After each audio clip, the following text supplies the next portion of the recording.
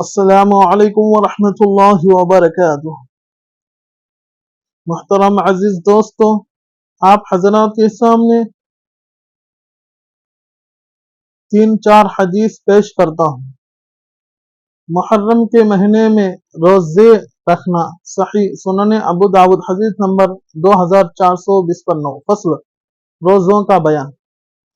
حضرت ابو ہریرہ رضی اللہ عنہ کہتے ہیں کہ رسول اللہ صلی اللہ علیہ وسلم نے فرمایا، ماہ رمضان کے روزوں کے بعد سب سے زیادہ فضیلت والے روزے محرم کے ہیں، جو اللہ کا مہینہ ہے، اور فرض نماز کے بعد سب سے زیادہ فضیلت والی نماز رات کی نماز تہجد ہے۔ دوسری حدیث، عاشورہ کے دن روزہ رکھنا، صحیح سنن ابو داود، حدیث نمبر 2440/3۔ فصل روزوں کا بیان۔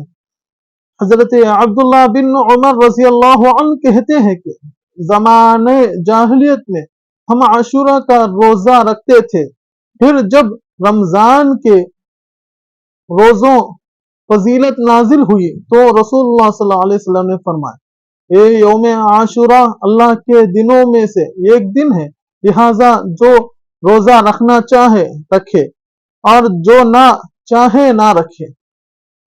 تیسری حدیث، سنن ابو داود، حدیث نمبر 2440/2۔ فصل روزوں کا بیان۔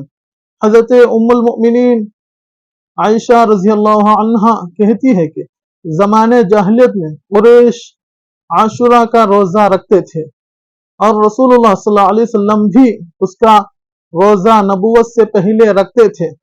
پھر جب آپ صلی اللہ علیہ وسلم مدینہ آئے تو آپ نے اس کا روزہ رکھا اور اس کے روزے کا حکم دیا۔ پھر جب رمضان کے روزے فرض ہوئے تو رمضان کے روزے ہی فرض رہے اور عاشورہ کا روزہ چھوڑ دیا گیا۔ اب اسے جو چاہے رکھے، جو چاہے چھوڑ دے۔ چوتھی حدیث،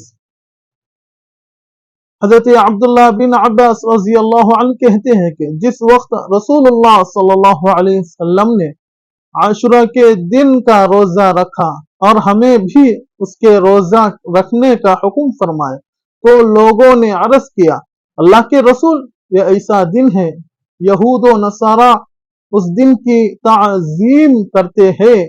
یہ سن کر رسول اللہ صلی اللہ علیہ وسلم نے فرمایا، اگلے سال ہم 9 محرم کا بھی روزہ رکھیں گے، لیکن آئندہ سال نہیں آیا کہ آپ وفات فرما گئے۔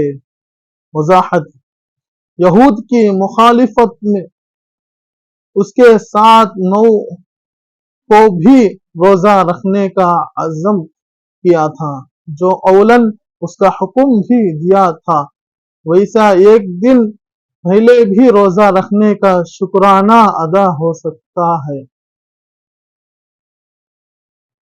پانچویں حدیث، میت کی طرف سے روزوں کی قضا کے بیان میں، صحیح مسلم، حدیث نمبر 2690/2۔ فصل روزوں کا بیان۔